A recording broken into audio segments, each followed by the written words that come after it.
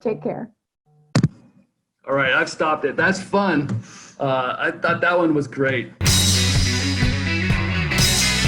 Hey everybody, welcome back. I'm Mike Russ with ProEdge Dental Water Labs, talking to Nancy Dewhirst again. Thanks for joining us, Nancy. Thank you for having me. So, is there a positive? I know it's a lot of new doom and gloom in all of the new things that we have to do and all the changes we have to make.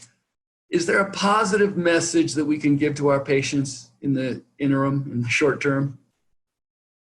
Yes, actually, I think the offices that actually address these issues, even if it's something like having a HEPA filter, UV air cleaner in the room, or we're wearing different personal protective equipment, it can start by communicating with your patients ahead of time. And when you screen before you invite them in, comforting them to help them know it's safe here, because people have been worried about going out. They're worried for their own safety.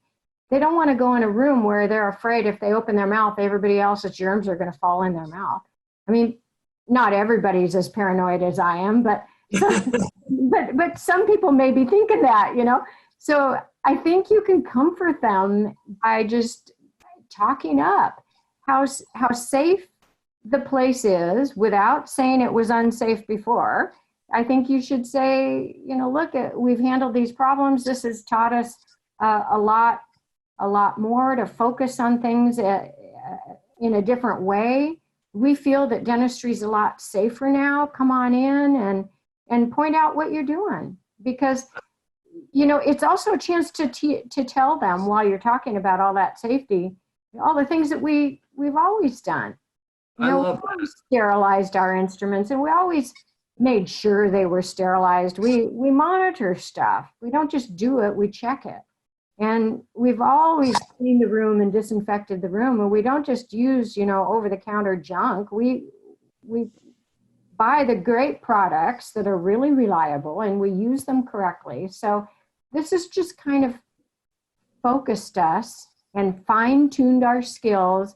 And look, we upgraded, we did this and that, and dentistry's getting safer.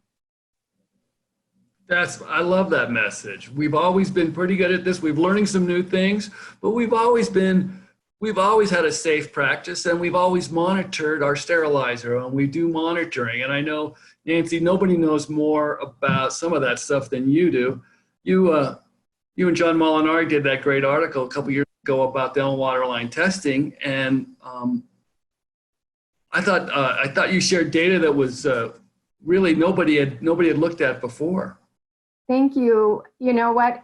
I've said it over and over again, and people are starting. Since then, they're starting to understand it, and they start to feel like not only do they need to do it, they need to know that what they've done is successful, and that's for water lines and everything else that they're doing. You know, how are we sure? And that leads to every aspect of what we're doing. How do we know that this is the right thing to do? Sometimes we can measure it. Sometimes we just have to believe what the people who are guiding us are telling us. You need this level of protection. You should wear the N95 mask right now, right? They'll tell us when we can back off a little bit. You always need safe water, and you need to know that it is safe. So you have to test it once in a while, and then I'll send them to you, and you can tell them how often to do that. But I love that, and that you're saying that we've always had a great protocol in our offices. We know our instruments are sterile. We test our autoclave every week. Got the results, and we tested our water, so we sleep good at night, and you can too. I love that. Exactly. Good messages. Thanks very much, Nancy. Yeah, you're welcome, and thanks for having me. Take care.